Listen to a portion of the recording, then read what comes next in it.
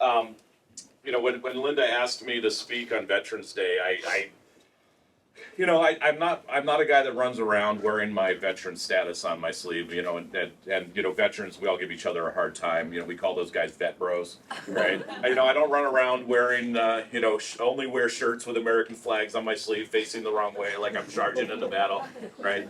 I served during the Clinton years. Literally, I was in Ranger School when Bill Clinton got elected to office. And we got a really hard time from the Ranger instructors because of that. Because some of us raised our hands saying, "Yeah, I didn't vote." I really didn't. I grew up without a real home. I'm the son of an Army officer, and so we lived all over. So when anybody asks me where I'm from, I say Florida. But the reality is, the house I live in right now, I've lived there 5 times longer than I've lived in any other home, ever. I've lived in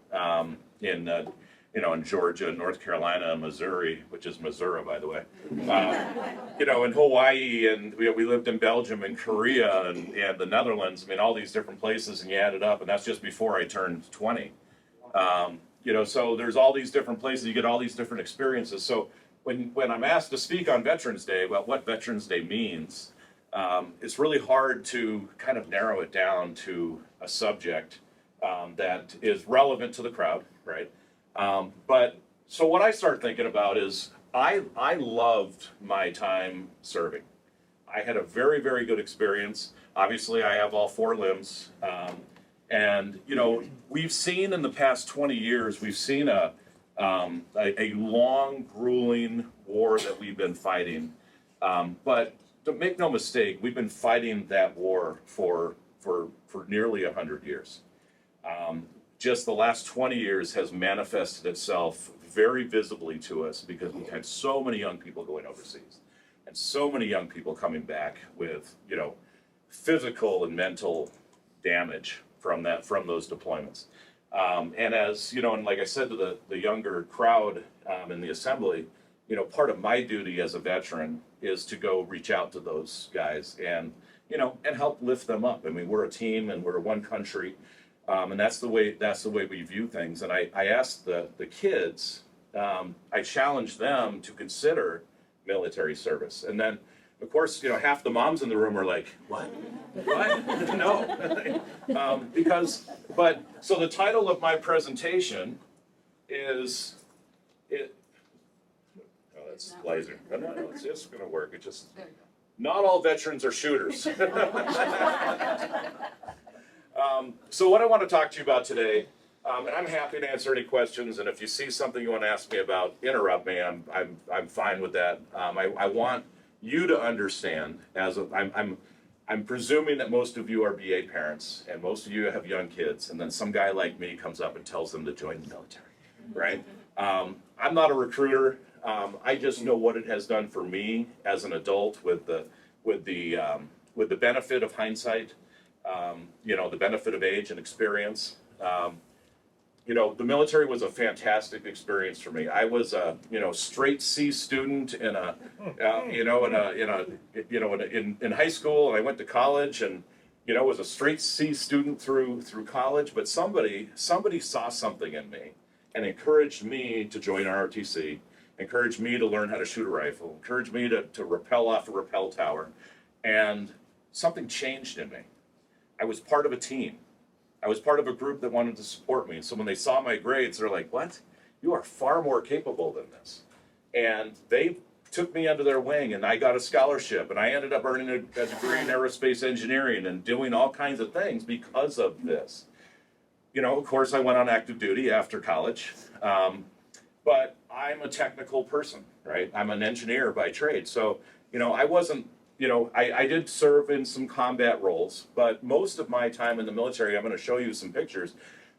This is the most words that are in my presentation. The rest of it is, the next slide is just a couple stats, and the rest is just photos, because what I want to talk to you about is, I would encourage all of you, and my challenge for all of you, as your kids get older and they start thinking about what they want to do, the military needs doctors and lawyers and veterinarians and data analysts and cybersecurity experts and all those things. There's massive amount. A very small percentage of the military is the shooters, right? Those are those guys that are, jumping out of airplanes and going behind enemy lines and doing all that stuff. I threw a couple stats on here. In case you don't know, about less than 0.5% of our population serves in the U.S. military. It's a very narrow band of people that's serving. Veterans around you, there's a bunch of veterans here today, but the veterans around you and in our greater population is less than 7% of our overall population of our nation has served in the military. So what does that say?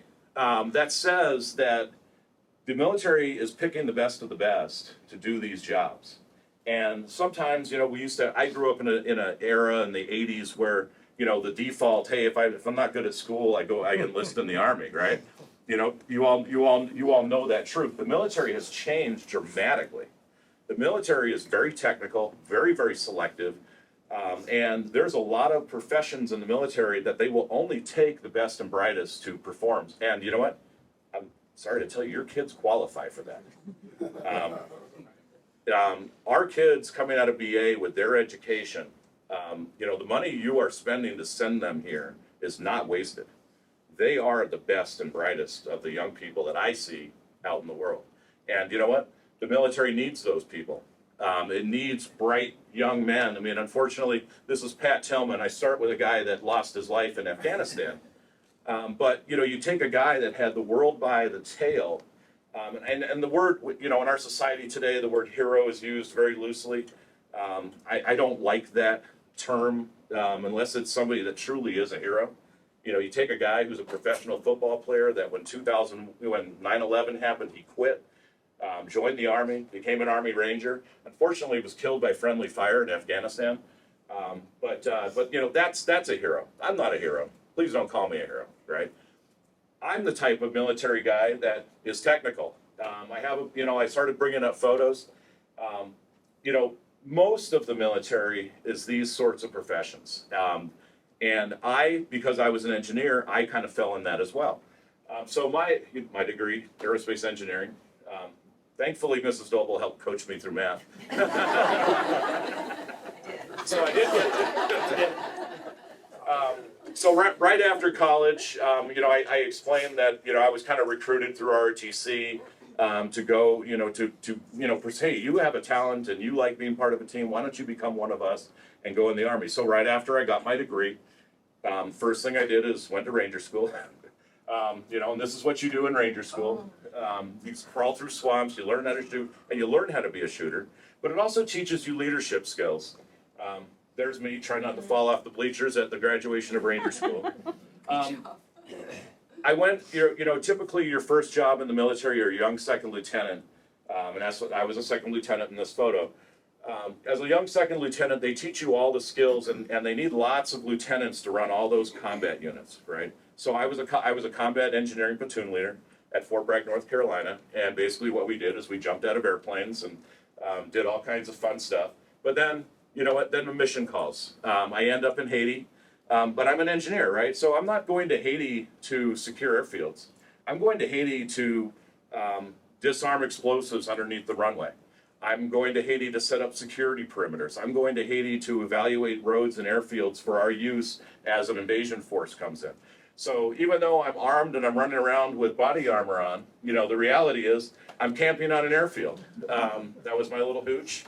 I got to bring my Coleman stove, so I actually had hot coffee. So my entire company would come by me to get hot coffee. Don't ask me how I got that there. Top secrets. But this was a combat deployment. But here I am, camped out in my hooch, and I was doing engineering missions. That turned into my second assignment.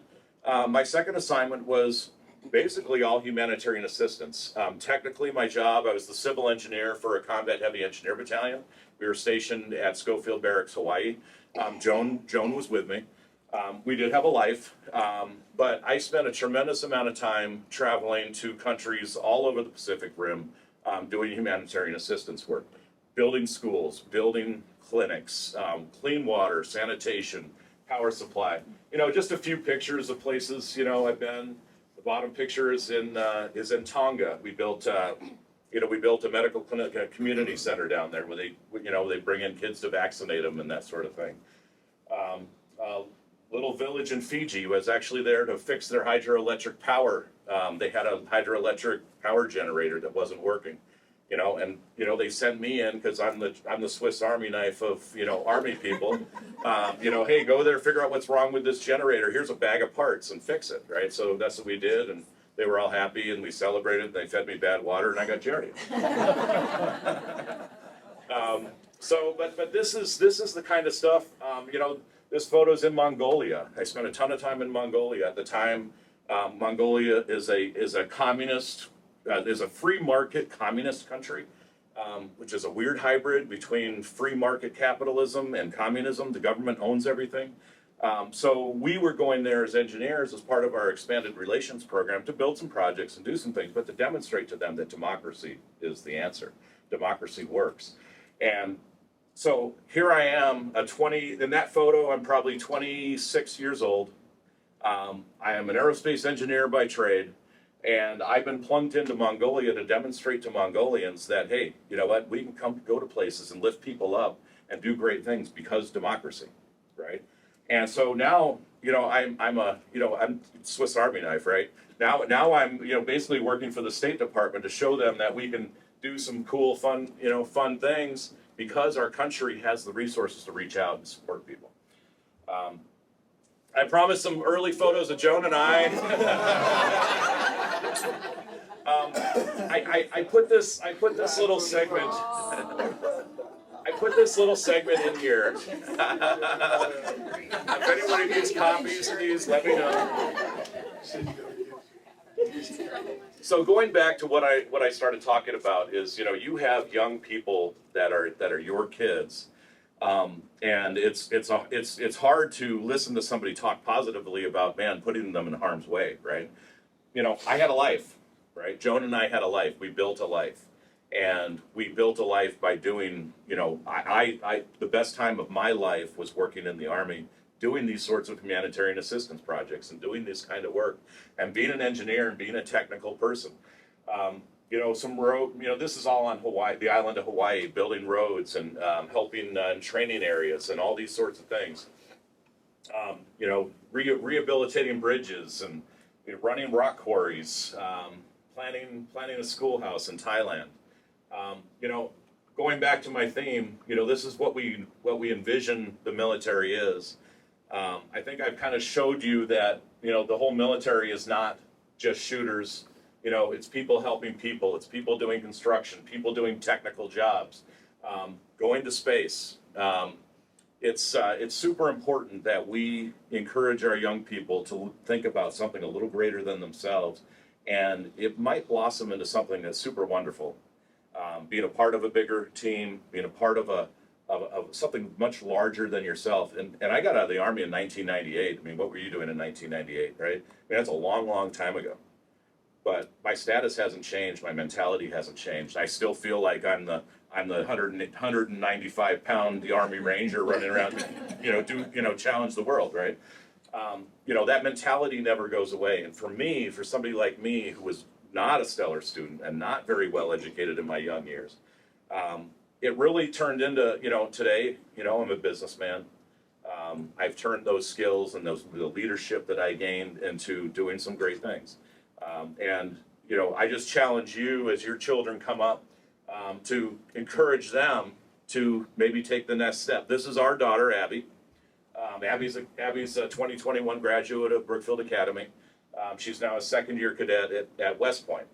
And so she has internalized what I've talked about for a long, long time, and she said something to me.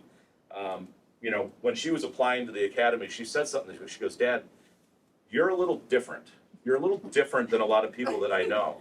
And I was like, "Is that a good thing? Bad thing?" Where are we going with this? But she saw that I was very empowered by being part of a massive team of people.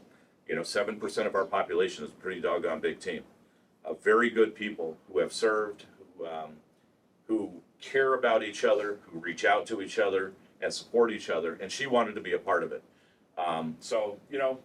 there she is as, dressed up, but then, also a little gritty, where, holding a rifle and, running around the woods and pretending they're fighting the enemy, right? Abby's a BA grad, so she's obviously a smart kid, right? She's a very smart kid, and she's looking at a profession, and when she gets out of West Point, she'll be able to write her ticket, right? She's going to serve in the military and active duty, but when that's done, and this opportunity is open to all of you as well. It's free to go there, right? But you're trading a little bit of service in exchange. So I hope I've demonstrated just the main themes that not all of the military is shooters. Not all veterans were shooters. I was not one of them. I can shoot, and if you challenge me, I will. But there's a lot of technicians, a lot of very technical people, and there's a lot of very, very good professions in the military that can lead to a lot of very great things. So that's what I have for you today. Happy Veterans Day.